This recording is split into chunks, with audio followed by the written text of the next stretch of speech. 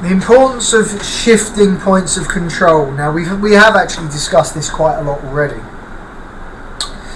So we monitor two types of point of control. We monitor the TPO and the VPOC, the volume point of control. We will discuss volume in further detail later on, but for now, what we need to understand is we monitor the shifts in point of controls to assess how value is moving. We call this the deviating point of control. Now, on chart setup, you can set these. You actually set them on candlestick charts to show, a bit like it looks like a moving average almost, but only you get where the point of control was, and then you get a big shift, and it shows you how point of control is shifting. Now, of course, if the point of control is shifting lower all the time, it's indicating an acceptance of value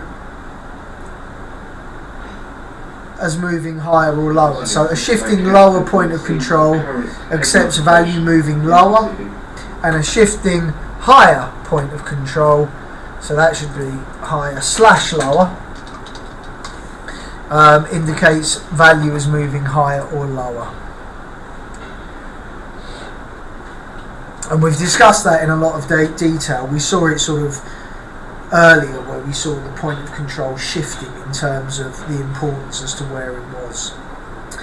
Now, the other important thing to remember is, as we move away from sort of fairest price, is we need to understand what type of move we're having, because one move is very different to another, and a short covering rally is very different to a new initiative buying rally. So a short covering rally means that short positions are getting stopped out. If the rally is not accompanied by new buying, then it is often called that short covering rally. What happens is, after that, you get many days of selling. So, in a sense, basically trading books, traders' positions have gotten too short. There's too many shorts in there, and some liquidation is required. But it's not changing from a selling market, from a market that's going down to a buying market, because the type of buying is not new business. It's just old shorts or too tighter stopped shorts, weak shorts, are getting stopped out, and that's why the market will often resume its course after it's left carnage on the street and left a lot of people stopped out. You can tell the difference between old shorts covering their business and new buyers coming into the market if, after a rally, those subsequent half-hour time frames, those subsequent auctions, are not pushing to higher highs. So if you get the short covering rally and all the stocks come out, but then you get a succession of auctions where price and the auctions are moving lower, you can assume it was a short covering rally. And again, this is where a lot of traders make a mistake, or a lot of the people who have got stopped out have made a mistake, because they assume because they've got stopped out, the market is not bearish anymore. Of course, the market is still bearish.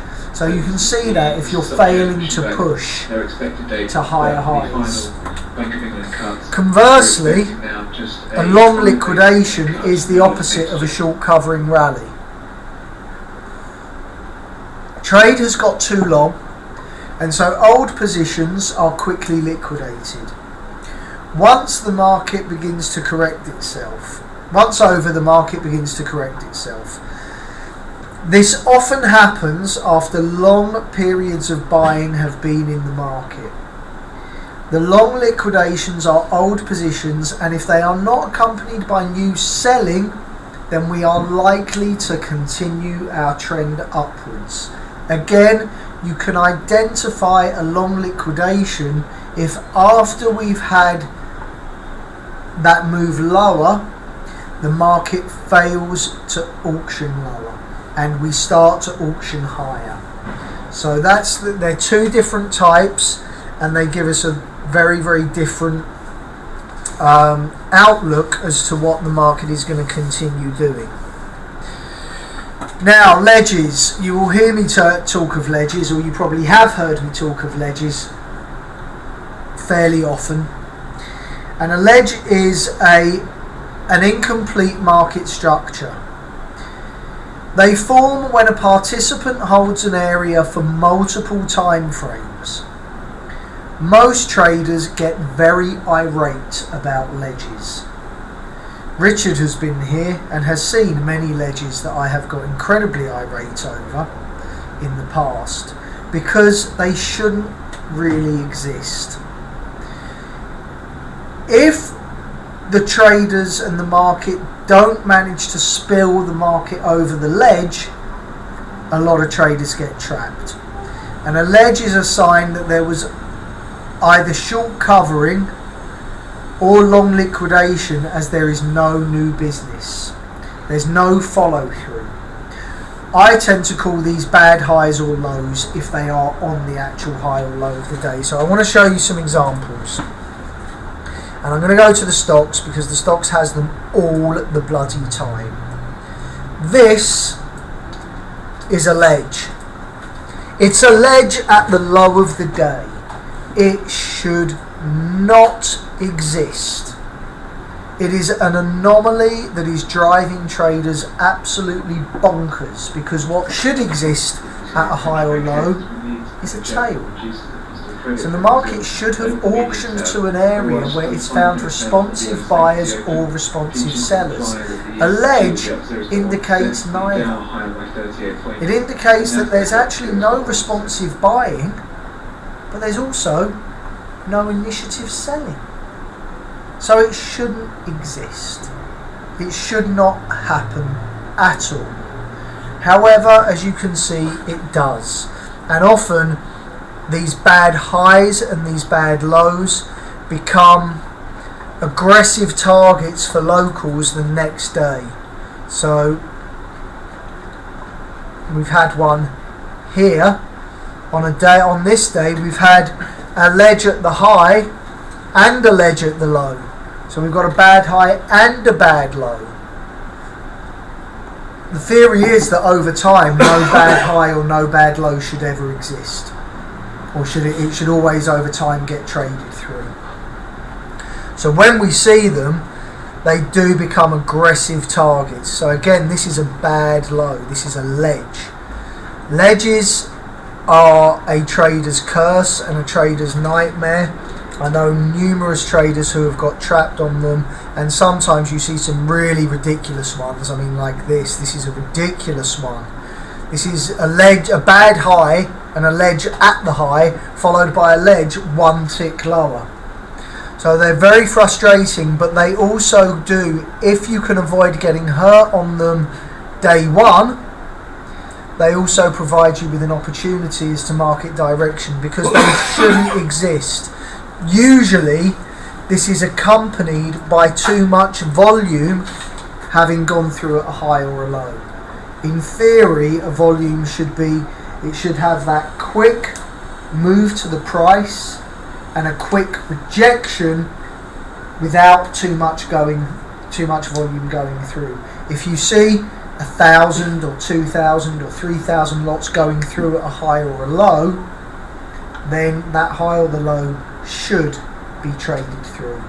But that's what we talk about when we talk about ledges. They're very symptomatic of the Euro stocks. You tend not to see as many in the Bund, but again, they do exist. And they can exist again around tails that give you an indication as to if the market's going to break up through the tail. So again, this is a ledge that has formed off a tail. So again, as we move closer and closer to it, and if we look like we're going to trade this price, traders will start assessing the information and start guessing that this ledge should be spilled over. All ledges should get spilt over.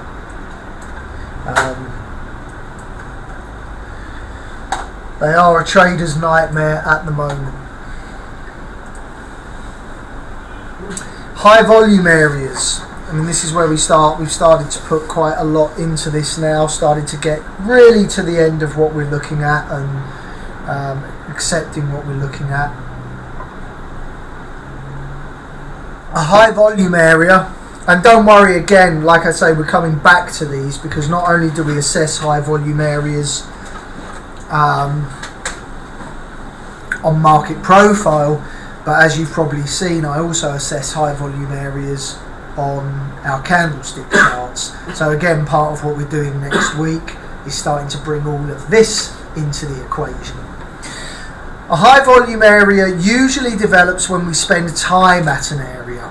Price is deemed fair. High volume areas attract further price movement to them. We inevitably move away eventually from a high volume area, but should we return to the proximity of that high volume area, we will attract price to it and the market will slow down. Now, I know Milan asked me a question about this, and I wasn't too sure what he was talking about, but he was talking about certain other data. Unfortunately, in answer to your question, is no, we don't get that CTI level data, whereby you can assess and you can see what institution is doing what. If you note on this page, and this is the problem with sometimes books like these, when this book was written, it was written in the 80s, I believe. It was written in the 80s, and of course it was re-updated in, fairly recently. But this actual picture that's here, Milan, that you were talking about, is actually from 1988, talking about high volume areas back in 1988. That data, that CTI data, doesn't actually exist anymore. So what we rely on is very much the market profile graphics. When this first came out, you didn't have the charting software that we have now, like the actual market profile graphics. I think what was interesting with these old figures,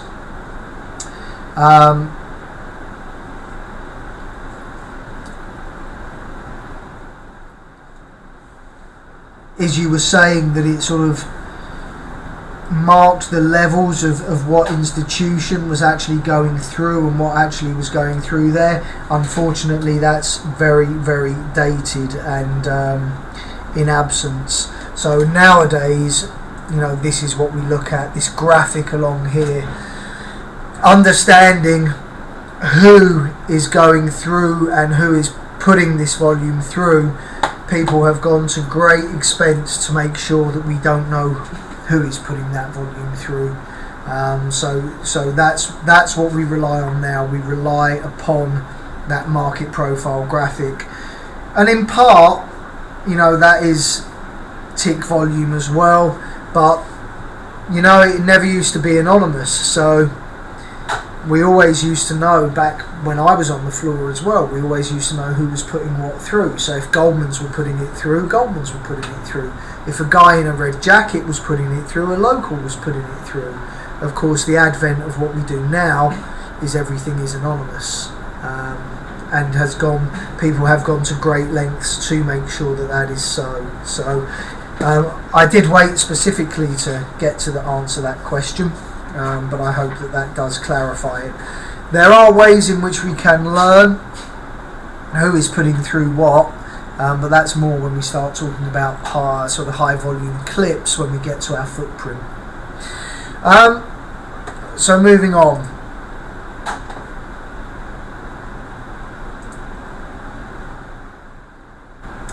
Low volume areas.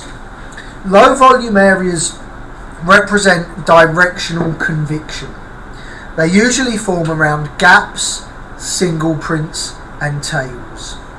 A low volume area should form support or resistance.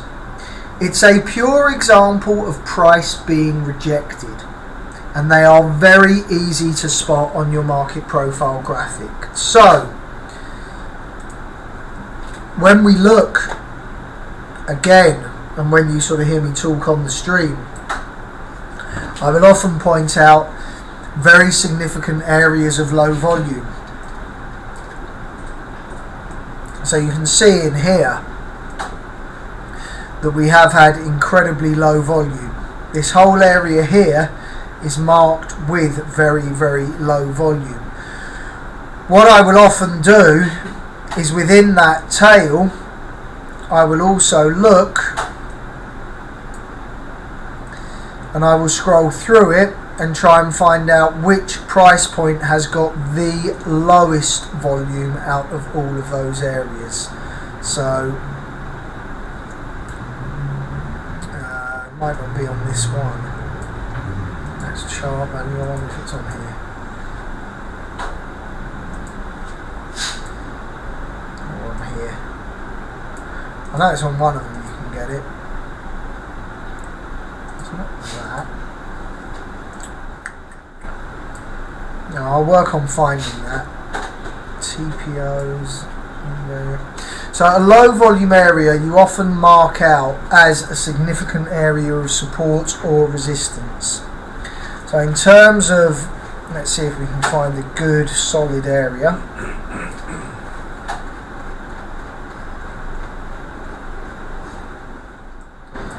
I'll find a really good example. Okay, so not quite a single print example, but for example here we have got the low volume area on our single prints, but also you would highlight this as a price point, a low volume node, a low volume area where the market has rejected that price very, very quickly and a very small amount of trading has gone through. As the market comes back to these areas, you would anticipate some good support or resistance.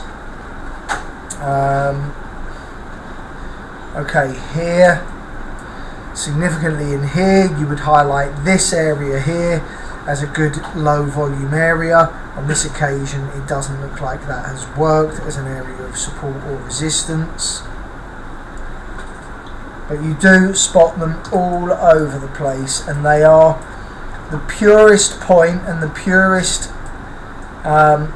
area where price has been rejected. If you can find a low volume area that combines with another area, then it's even more significant. So what we're looking for is numerous things. We're looking for the low volume areas that we know are likely to happen and occur around some of these areas that we're talking about. So around these areas of gaps, singles and tails, but we're also looking for significant low volume areas that might be hidden throughout the day that aren't at gaps, singles or tails, that maybe are just within our value area, within our structure. Long-term volume. Remember that the market specifically is here to facilitate trade. That is the market's job. That's the only job the market has got to do. Facilitate trade. We evaluate the changes in volume to understand direction and acceptance. A price movement that fails to generate volume is unlikely to continue. So we want to be looking in terms of previous days' volume figures. You can keep a running total on an Excel spreadsheet, or of course nowadays, you can just keep scrolling back through and get an idea of what you think average volume is. We call this directional performance. There are 6 types of value area placements. Higher value area placement, lower value area placement, overlapping to higher, overlapping to lower, inside and outside. Attempted direction on good volume is good for the buyer or the seller, depending on which direction you're going. Attempted direction on poor volume is bad for the buyer or the seller. Now, we have some great examples very, very recently. So, directional performance, overlapping to lower, overlapping to lower, and we can see volume on this day, nearly 1 million contracts. So it's highlighted up in here where it says volume. So on this day, nearly 1 million. On this day, 1 million. On this day, 600,000. So, is the market facilitating trade? Better. It's overlapping to lower. It's not as strong. It's not as convicted. It's overlapping to lower. And the volume today has decreased. So we're going to come in on Monday, and I suspect we're going to look quite bullish. We're going to look like we're turning because we've reduced our volume. That is a perfect example of overlapping to lower direction and trade getting facilitated a bit lower. Just note, as a side note, look where the market after all that time has stopped. 1 tick shy of the open. Opens matter. Opens are important. That was a free 8 ticks in the market there. Now, a great example of a market that is doing something a little bit different. Okay. When remember, we're talking about directional performance. So we're talking about the 6 type of value area placement.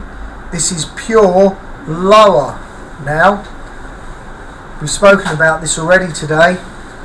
Lower, lower, lower, overlapping lower. The trend is slowing. Okay, is it a surprise that today the 10-year has found a bit of a low and is now marking its bullish?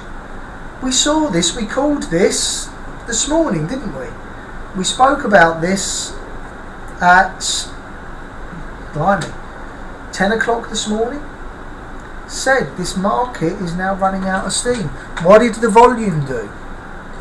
Okay, so on our days where we started, 1.1 million, 500,000 on a quiet day, but then we spiked up 1.1 million again, 750, 850, and at the minute 500,000. So the steam and the volume is coming out of the market. Is it doing a good job facilitating its trade down here anymore? Its overlapping value areas indicate the market is just, some steam is coming out of it. We're slowing down. Great examples there. Great examples of them. So we've seen an overlapping to lower. Okay, we probably can get a set of overlapping and highs in the Bund. So let's look at this big run up from here. So we'll go from the 20th. Monitoring jobs data and other figures very closely as the Canadian PM. So from here we started building a trend. Interestingly, the trend kicked off with what?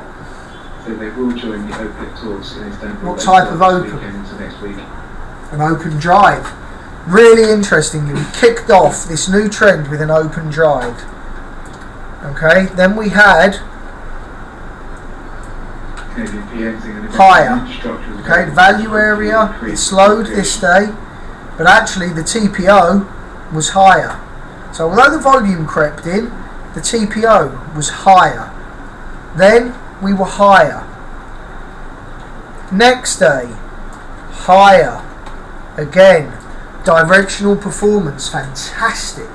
Higher, higher, higher. We just want to be on this trend now. Then what happened? Oh, a bit of steam came out of it. We actually had what we'll come to learn of as an inside day. So actually we just facilitated trade within the previous day's range. So we really came to a bit of a halt there. We went from trending to bracket, came to an immediate halt. And then what happened? Then what happened was a down day, and then our trend slowed and our trend stopped, and we started having overlapping to lower on our way back down. So we went from some very, very quick directional performance of facilitating really great trade from higher to an inside day to lower. Okay, so it didn't go higher, lower. We went from trending, bracket, trending. The bracket only lasted for a day, I grant you. But that's how you can measure when a trend is going to slow, when a trend is going to stop. With all of this, remember, you need your long-term profiles. I go on about this. You see me roll them all together, my weekly profiles. I will do that again on Monday. It shows you a clear definition of value as well as your brackets. Get them. Get weekly, get monthly. Look for your value areas, look for your points of control, your volume points of control, your high volume nodes, your low volume nodes. Wherever I go, I will always have my weekly profile shrunk down.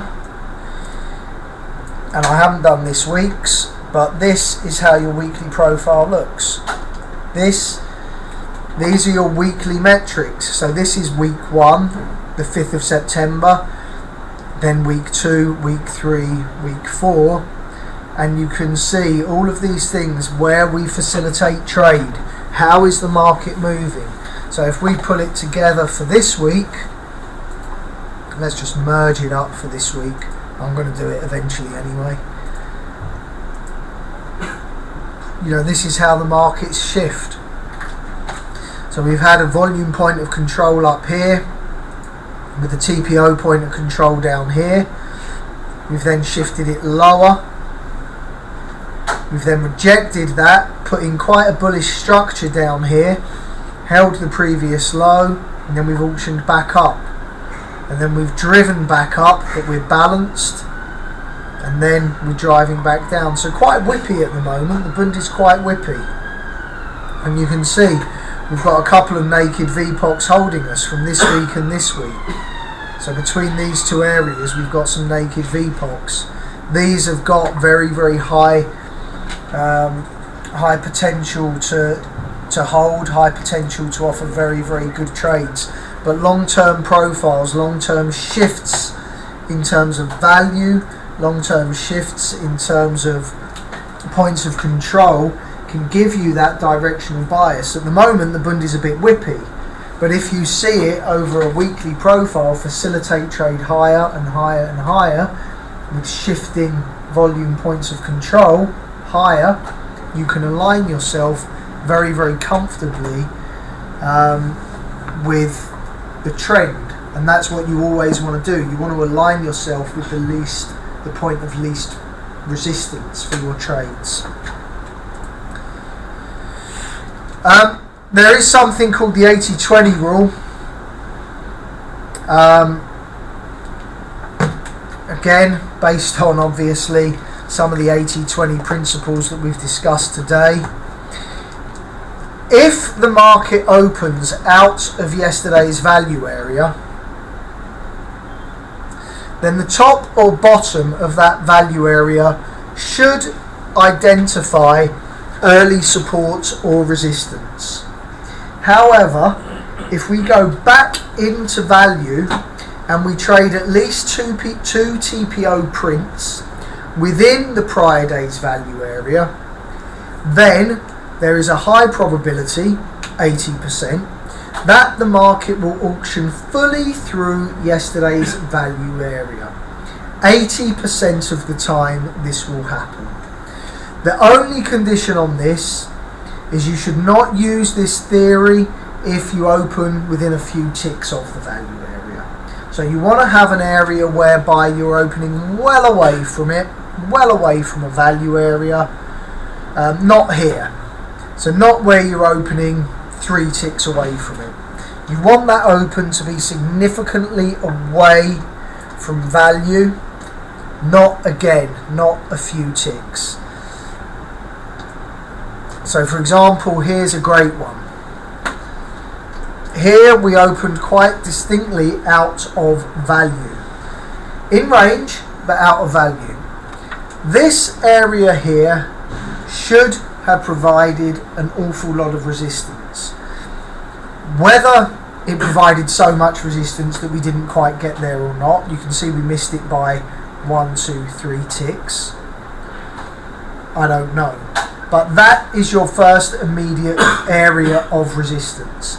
Had we have breached that area, and had we have come into this value area here and traded 2 TPO counts within that value area, so i.e. an hour, then there was an 80% chance that we would go up here.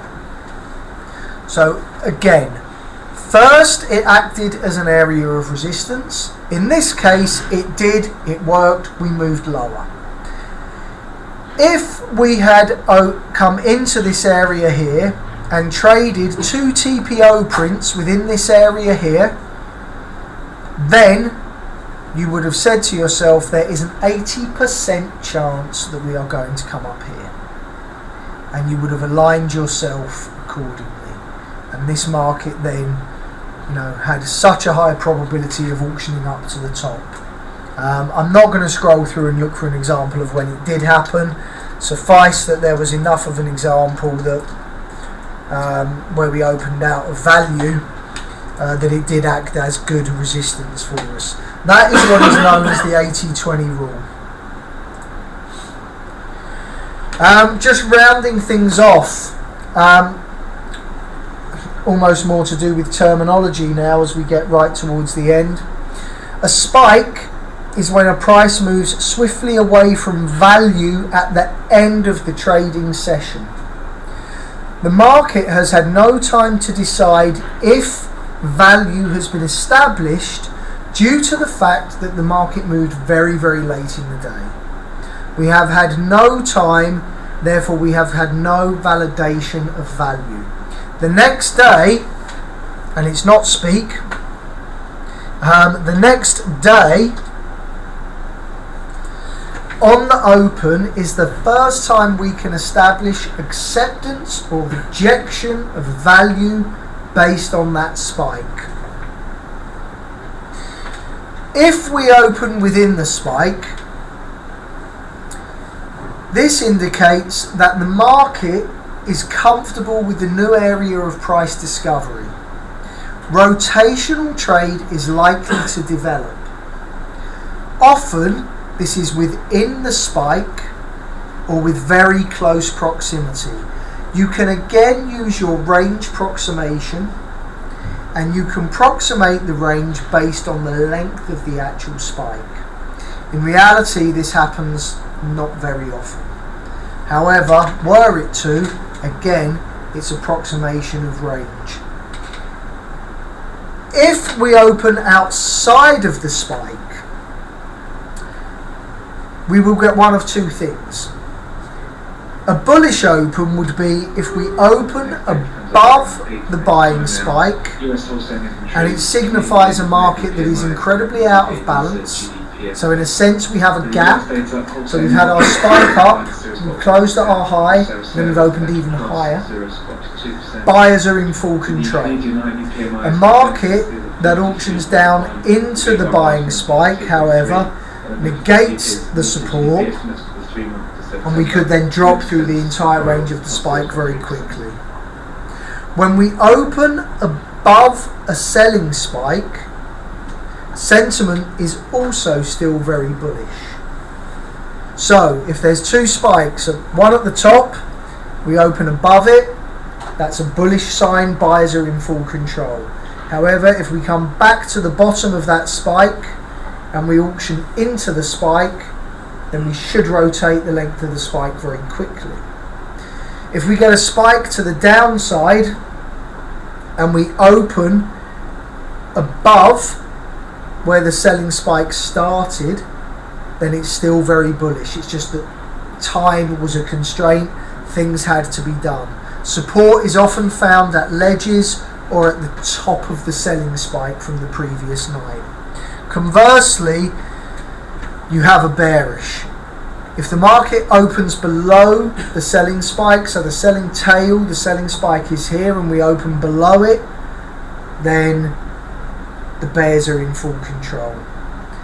If we open below a buying spike, so we have that buying spike, and we open below it, then again that's still a sellish open. So just don't get confused. If you see a bullish spike at the end, assume the market's going to go back up there. It's time and the close is causing a major effect on the market. Okay, gaps. We probably all know about gaps if you've studied trading at all. A gap is when the market opens outside of the prior day's range, completely outside of the range.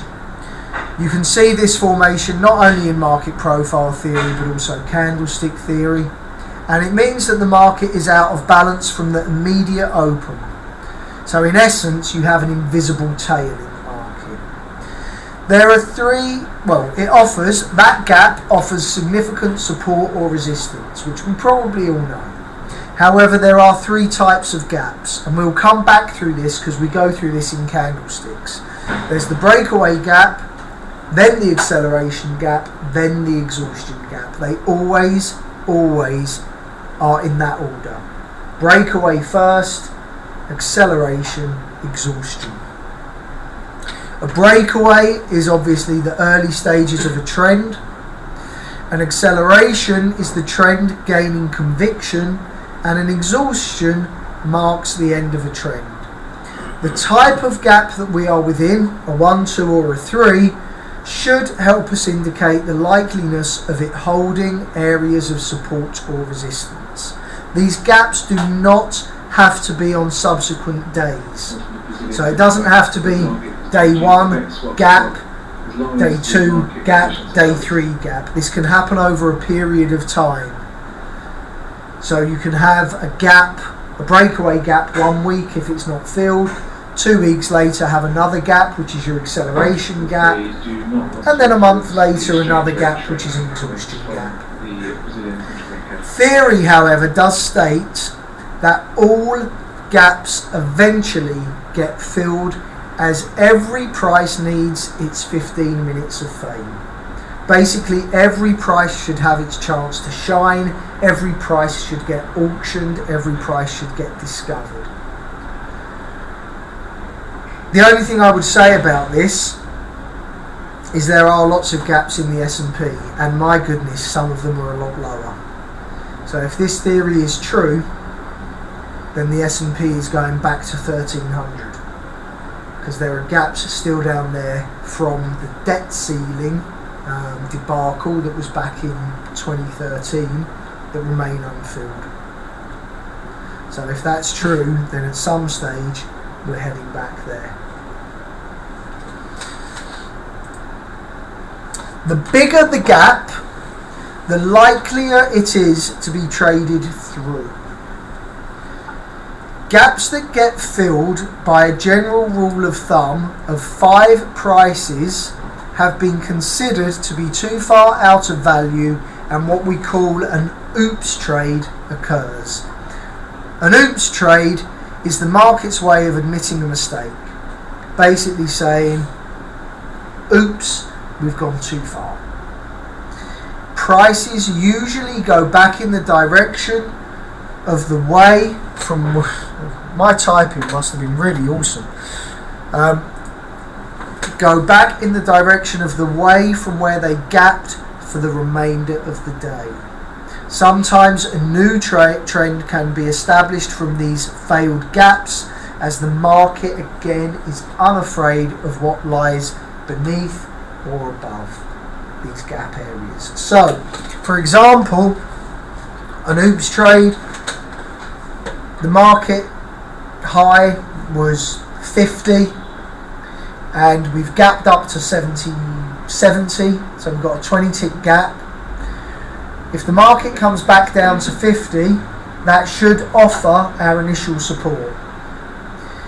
If that support is breached by 5 ticks, then you can assume for the rest of the day the market will be aggressively bearish. Oops. We've oopsed too far.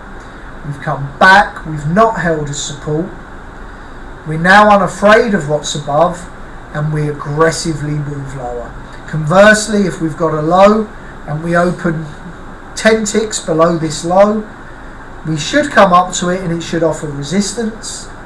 If the market does not offer resistance there and we go through by 5 ticks or so, then for the rest of the day the market should be aggressively bullish. That is an oops trade. So the gap offers, again, when I went back and we talk about how new traders make silly mistakes, a lot of traders will trade the gap, and if they lose on it they'll be like, oh god, I've lost on a gap. They're meant to work all the time, but of course they're not understanding the relevance of their loss. The relevance of their loss is highly significant in that it should offer them a new opportunity for the rest of the day. Okay, last slide, a word on news. As we have discussed, news rules all. Technicals take a back seat. We do not guess the news, anticipate the news, or gamble on the news. Price reaction is often violent and sudden. We do, however, make a note of market expectation, recent market direction coming into the news, and our major reference points on the chart before the news. We watch for underlying sentiment post the news, and we wait for rejection of that news or acceptance of new direction. We also monitor the scenes of the crime. So where did the move start? So a great example of this was the other day. Again in our Bund. Was it yesterday? It was up here. So again, we got some news in the market, and the ECB came out and said, no, don't worry, we're still going to keep bond buying. Well, of course, we've seen the news. The market has not accepted the news. The market has rejected the news. We have come back to the scene of the crime, and then because of the lack of acceptance of that news, we have then aggressively and convictedly moved lower, because again, we're unafraid of that comment now. We're unafraid of how high the market's going to travel. We know the market only got to 87 on the back of really bullish news. So again, conviction rates went from, oh, I fancy selling, to now I really fancy selling. So we're always looking for acceptance, rejection, and conviction. And when we understand how they all marry and line up, and we tie it all up with everything that we've learned today, from how to assess the initial balance range to the day type that we're likely to be in, how we assess the type of open to what day type we're going to be in, how we assess where value areas are moving, and how we assess our TPO counts, then we have a trading strategy. Okay, that is our last slide. I will of course email them out. I will save the changes so that there are less typos on them than when we started. Does anyone have any questions? No? Great. Like I say... Sorry, Dan. Go on. My login to Futex Live expires today. Don't worry, it will just roll. Yeah. Alright, great. I'll email the slides. Again, I think we've made incredibly good progress, so that you know for next week what we have got coming to you. Unfortunately, I've put this in on a Monday. Let's get it out the way. We're going to discuss stirs. We're going to discuss deal pricing. We'll need lots of tea, lots of coffee. It's not much fun. Tuesday, we're going to head to candlesticks. You'll have a lot more fun with candlesticks. Then we head to chart types and patterns, so the patterns within our charts. Then I'm going to have to discuss auctions and opens and OPEX, and some of the trades that are around there. But there's a couple of videos on Opens, which is a bit more fun. And then Friday we'll do another psychology day. So only one day on the macro. Starting to bring in a lot more of the candlesticks and the patterns in the candlesticks. Then starting to sort of just look at some specific trade types. And then of course the week after that, we start putting on some extra bits, like some of the bits you see here, the Bollingers, the VWAPs. So it's all built, so as it's done in the right way. At some point as well, we start looking into setting up sims, and we start setting up some of these charts. We do get to that as well. There's some other bits and pieces to go through, but we're making really, really good, solid progress. So it's great. So I will get those slides emailed. Again, don't worry if it's not all in your head. The application is the important thing, which obviously we will get to. Have a great weekend. If you do think of any questions over the weekend, just hit me up on email. See you later, guys. Well done this week.